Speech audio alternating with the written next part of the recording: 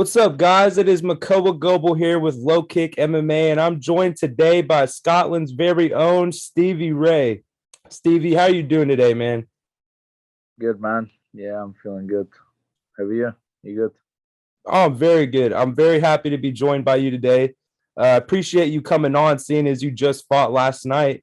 What are some of the emotions you're feeling after that fight? Any injuries you may have, things like that? No, I've not got any injuries. Yeah, good to actually come out of a fight with no injuries because obviously the last few, yeah, I've been a bit beaten up. Win or lose, it's been yeah, tough afterwards. But yeah, literally no injuries. I'm healthy.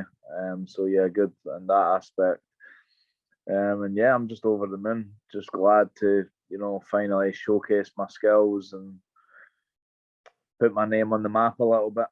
Yeah, well, I mean, after a submission like last night, I think you definitely put your name on the map. And you were a really big underdog heading into that fight. Is that something you ever go by, or did you see that and get angry at that, or was there any emotion connected to being such a big underdog? Yeah, I've been the underdog like quite a lot before. I just kind of thrive off that. I've always done well fighting like the big names. Um, you know, I said to my coach yesterday that that was my third co-main event on like a big promotion. The first one was UFC Belfast against Ross Pearson. Second one was UFC Singapore against Michael Johnson. And yeah, and then last night PFL against Anthony Pettis, and I've won all three of them. So Right. uh, yeah, three big names, uh, co-main event. But yeah, Yeah, and I think you've also fought Joe Lozon before too. Is that correct? yeah, I Yeah, beat was on. I think that was the first fight on the main card, UFC Nashville. right. Yeah, I've fought some tough guys. Yeah, you I, I've, definitely have. I've beat some of them, and I've lost to some as well. Right. But yeah, I've fought some of the best.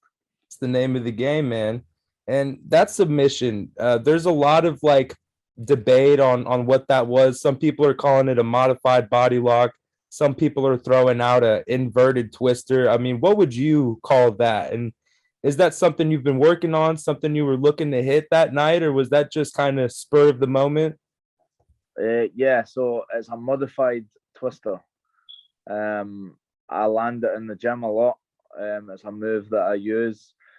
Um, I done an instructional a little while ago. I never posted it, but just explaining it because last year I was on Polaris. I don't know if you know the show Polaris, the Oh grappling yeah. show. It's actually on tonight. But yeah, I submitted another guy, Craig Ewers, a BJJ and judo black belt. I got him with it that night as well. It was a little bit different because it's the same from the body triangle with the leg on the inside. But when I hit it against Craig Ewers, I done it a little bit more the traditional way, like I went under the head and I'm side on, but it's still from the body triangle. So yeah, and then the other way again is when they come up on top, and it's more in MMA. It's more they'll try and come up on top more often because they think they're coming up into guard, but because I still have the inside hook. If you go back and watch the fight, the commentators are kind of explaining a little bit as well because I have the inside hook, but even they didn't know that it's actually a modified twister. Right. They just thought it was like a freak kind of thing as well. Yeah, it's a legit move. Like I planned it. When I had the body triangle, the normal, when I had his back normally, I knew he did that escape. So at one point I was kind of a bit, should I let him do it? Should I try and rear naked choke him? And then I was like, you know what, I'm gonna let him come up and give him it. So yeah, it was all No, planned, man. dude, that is crazy. So you planned that out. I mean, that is insane. and you hit it perfectly. People are saying that Anthony Pettis might have broke some ribs. Did you hear anything about that? Did you even maybe feel ribs breaking or anything of the sort? No, it doesn't break the ribs because it's a twister. So I'm not crushing it. It's literally twisting. I mean, when people are saying it's not a twister and stuff, you've got to think about what is a twister. It's when you twist the spine. I've not crushed them. A body lock.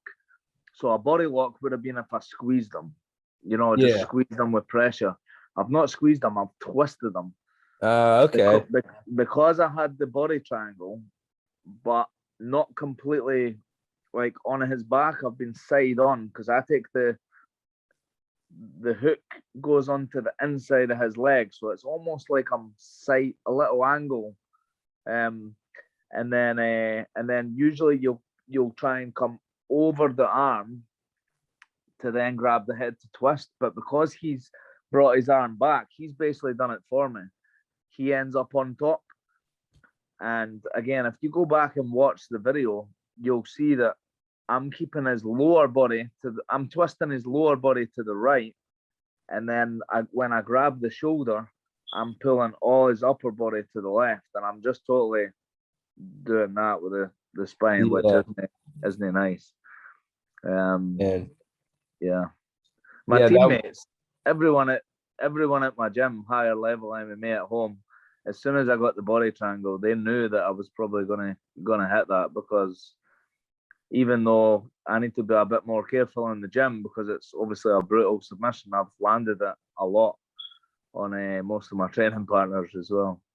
And do you think that's something that people are going to start preparing to defend against? Or do you think that's something that's just always going to be there for you if you take somebody's back and can get them in the spot that you want? Well, what I found is it's really hard to get a rear naked choke against someone that's good. You don't see it too often. Right. Unless they're maybe super tired or something. Yeah, that's it. MMA, maybe you can hit and stuff as well, so maybe you can sneak it, but especially for grappling. To try and get a rear naked choke against, a high level guy is very, very difficult. Even watching Gordon Ryan, get when he's had someone's back before, it still took him like 10 minutes before he's ended up getting it. It just shows you how, once you know how to defend, it's tough. So I started, just looking at other things to attack, like inverted triangle and is one of them, and then the twister is one that I hit as well. Yeah. How confident were you going into that fight last night? Because, Anthony Pettis, he's one of those guys that has really been there and done it all. Was this giving you like extra motivation coming in, or were you kind of, because a lot of people were thinking that it would be an easy win for Pettis, and you totally showed people that wasn't the case. Yeah, I mean, I've not really been able to show everyone. I don't think, even though I've went and beat Pettis, I think I've still got a lot more tools in my arsenal that I've just not showed them yet. I mean, I feel a little bit too gun shy, if you like. Like I was still not letting my stuff go. I could have let my boxing go a lot better. But yeah, like even on the feet, nothing really fazed me. It was a good, close first round. You landed some good body shots. But yeah, I never felt fazed. Nothing hurt me. I felt composed. And the biggest difference as well was my first fight with the PFL. Oh, I was like so nervous, and like ring rust is real. I never realized that until last night. More so last night, because I just felt so composed last night, even though I was still nervous, and I just felt so different to the first time around, because I had a 2.5 year layoff. I think it was 2.5 years from the Michael Johnson fight to the Alexander Martinez. Right. So yeah, the ring rust is gone, and now time to show everybody what I'm really made of. Time to shine. And It's funny you mentioned Martinez because both him and Pettis are going to be in the playoffs. And what are your thoughts on that? What are your thoughts on the PFL playoffs as a whole? And what are you going to do when you win your $1 million? So yeah, I mean, there's four guys in the tournament. One's beat me, and I've beat one of them as well. But anything can happen. Like I said, I do believe the ring rust played a factor in the Martinez fight. I also made some mistakes like fight IQ decisions. Chasing the legs for too long on the bottom, and yeah, again, it's one of like Martinez is a good fighter and he's a really good guy as well. He's a really nice guy. But he's one of those guys that I'm maybe being biased here, but I feel like if I fought him 10 times, I would beat him, 9. And I Right. know he obviously won the first one, but but yeah, just I don't know. He's a good tough fighter, but I feel like I maybe gave the fight away rather than yeah, he Then obviously him brought it as winning. well, Yeah. Yeah. fair And play. But the other yeah, guy, we'll go maybe on, go fight on. again now. So I was going to say the other guy in the tournament, I believe, is Austin Mercier, also known as OAM. What are your thoughts on him as a potential opponent? yeah, so I've actually trained with Olivier. It's Olivier Aubin Mercer. Yeah, I've trained with him at TriStar. Yeah, he's a good fighter. He's a kind of big, solid guy. Um, but yeah, like all of them, they've got their strengths, they've got their weaknesses, and they're all beatable. And yeah, it's just I suppose training hard, executing the way to win, and see what happens. But I'm confident. I know I'm right in the running to win this $1 million now. If you could pick one of them to face for that $1 million in the final fight, would you pick one, or are you just focused on the next matchup, whatever that will be? To be honest, yeah, I'll take whatever one. But ideally, I'd like. Well, I've got Pettis first, so I've got to get through him again. I can't look past him. That will be my main thing. Just focusing on him because he'll be wanting payback. He'll come back, So the plan is to beat him again, which I believe I will, and then I'd like to get my rematch with Martinez, Nice. just to tick that one off. But yeah, I'll be happy with whoever. Nice. And do you think you found like a new home with the PFL, or do thoughts of ever becoming a UFC champion ever entice you at all? Yeah, like I'm so overwhelmed with like how good PFL have been. Their professionalism is right up there. I've met both Ray and Peter Murray, the guy that owns it, and yeah, they're both really cool guys. And yeah, I do feel like a home is there. But that being said, I'll never, you know, I'll never look too far ahead. And if opportunities came up where, you know, I was offered something better, then obviously my, options will be open. But yeah, I'm happy where I am now, and that's obviously what I'm focusing on. Becoming a more kind of ambassador, if you like, for the PFL, and hopefully I start getting a little bit more like recognition and stuff and a little bit more of a push from those guys, because Yeah. I know I spoiled the party. I know that I wasn't meant to win, kind of thing. So yeah, hopefully I get a little push from them. Does that give you a chip on your shoulder, knowing that, of course, the higher ups would love it if Pettis would have beat you last night, because, of course, he's the legend in the game. And I mean, I'm a big fan of both of you guys, and I can respect what Pettis has done. But does it give you any like of a chip on your shoulder and wanting to prove them wrong that, like, hey, my name's Stevie Ray and I should be your superstar? Pettis is cool too, but this is who I am. What are your thoughts on all of that? So to start with, I was going to say no, really, because I can't understand why. It makes sense, marketable. He's a lot more famous than me. So I understand why, but yeah, I suppose a little bit, like, because I'm like, if you're gonna look at it on paper, some of the guys I've beat, I feel like I've maybe not had the push that maybe I deserve. I've beat some top quality guys, with the biggest one being Pettis now. But yeah, hopefully that's what I get now. Hopefully, I've just kind of